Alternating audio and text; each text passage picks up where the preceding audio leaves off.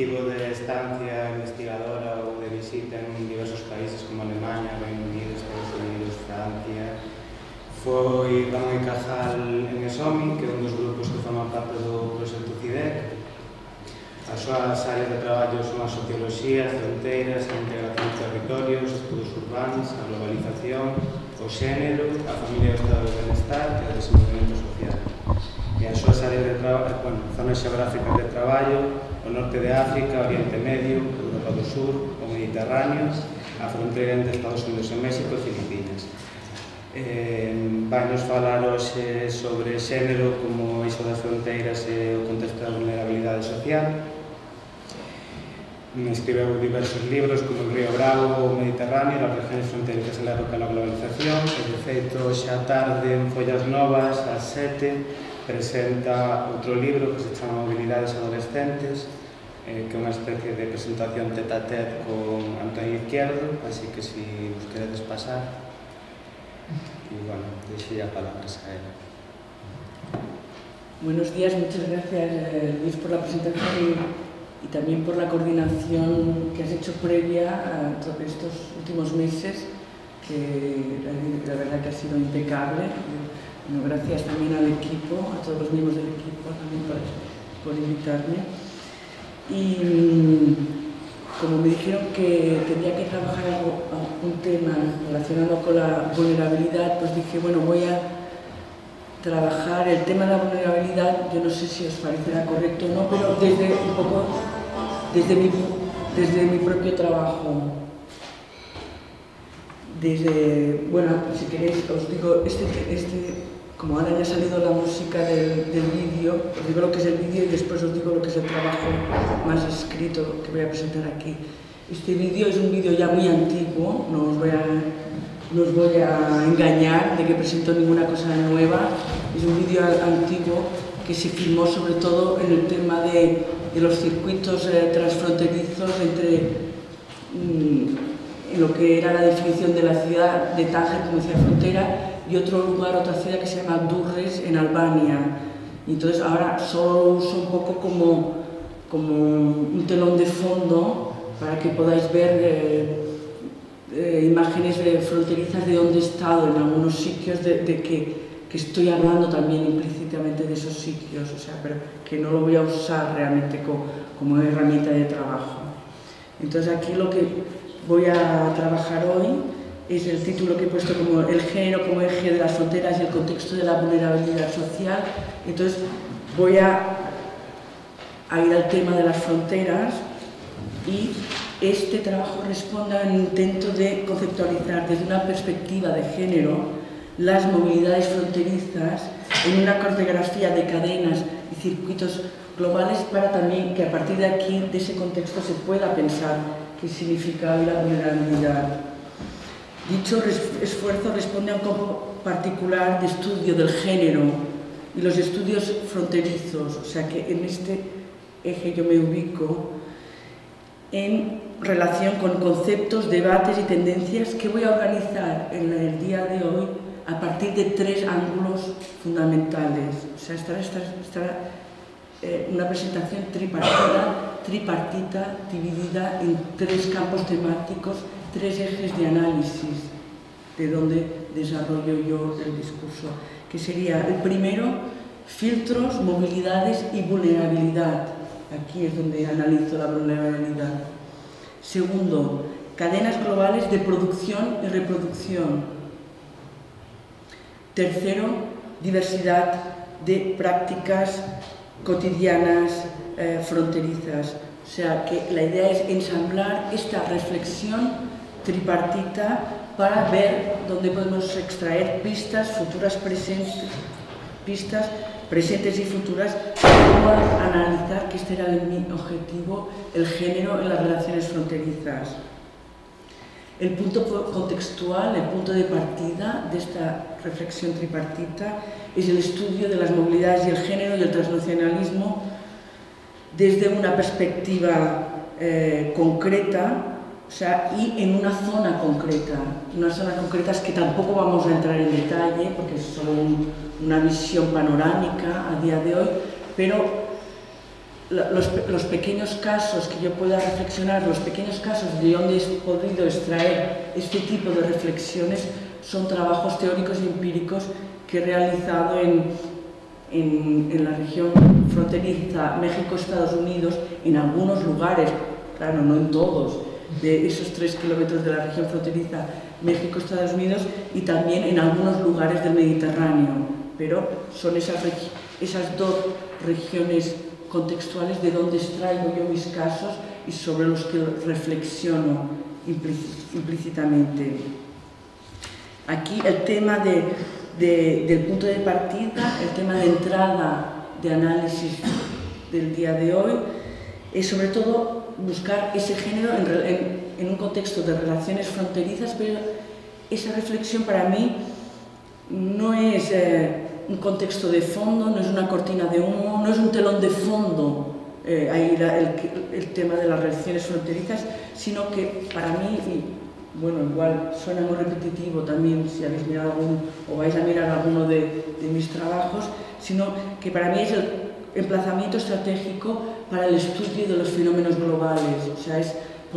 para poder hablar de muchos temas actuales y para poder hablar, si queréis, de la vulnerabilidad, lo busca a partir de un emplazamiento estratégico concreto que son lugares fronterizos hoy.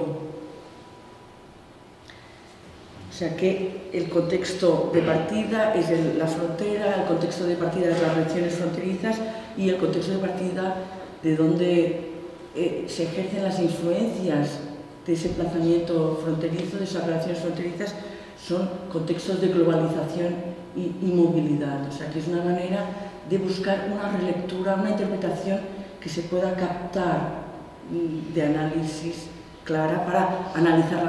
la globalización. No la globalización así dicha rápida, de una manera rápida, no la globalización dicha de una manera como a título, sin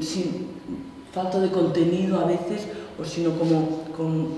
una explicación de recetas de otros autores que también están implícitas, sino era el esfuerzo de buscar a partir de dónde se podía analizar estas interpretaciones globales, etcétera, que no vamos a entrar ahora tampoco en definir lo que es la globalización, pero desde dónde se puede captar la globalización. Entonces, es a partir de ese emplazamiento de la frontera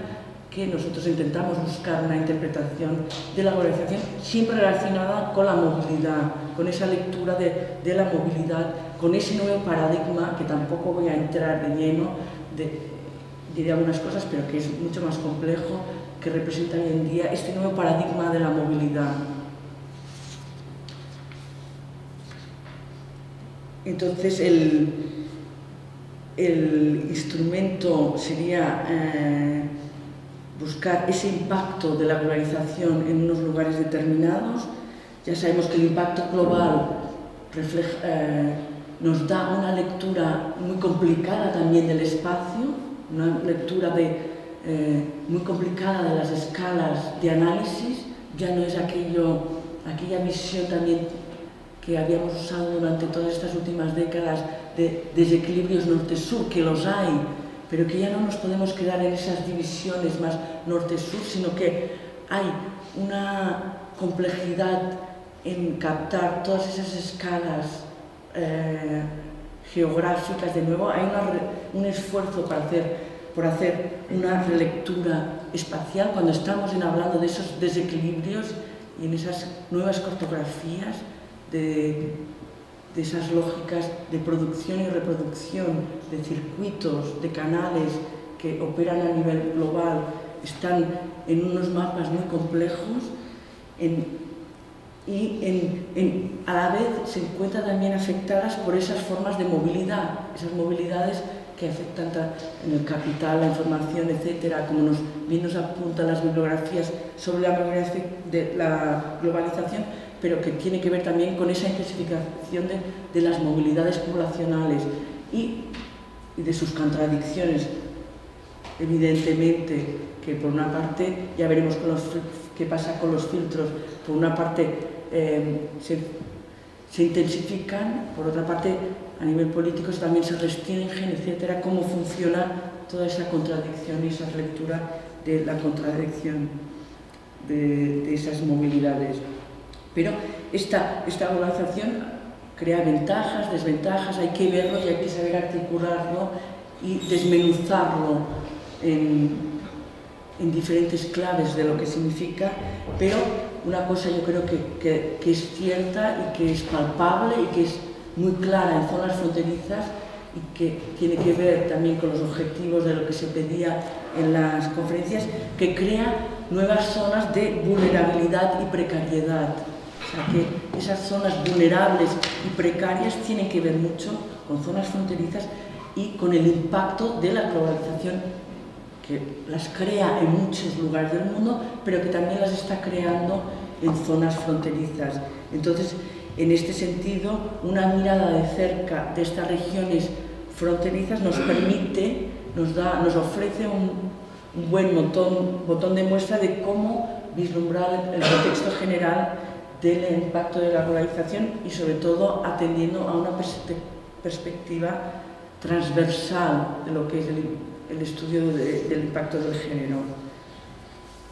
En primer lugar, tenemos que hablar, si estamos hablando de esas zonas de México, Estados Unidos, del Mediterráneo, que son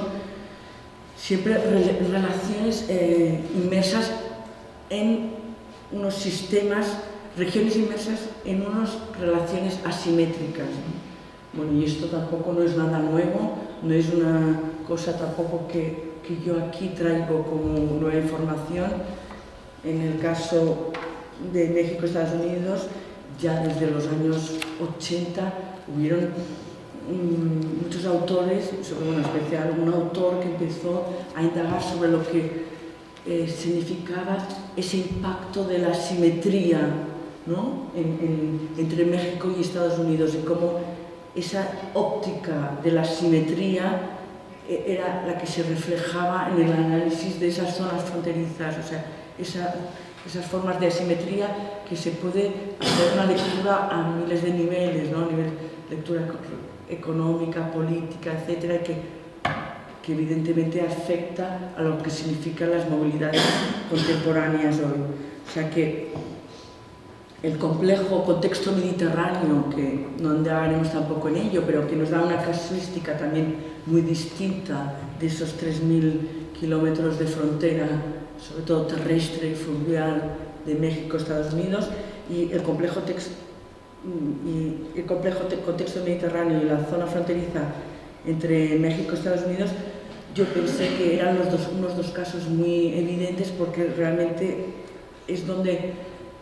dos regiones del mundo donde se juega de manera más explícita realmente esas asimetrías sociales que se plasman en muchas contradicciones, también en conflictos y en resistencias que se ponen en evidencia en zonas fronterizas. Entonces, que nos da realmente muchos ejes de lectura de cómo analizar el impacto global en esas desigualdades hoy, ¿no?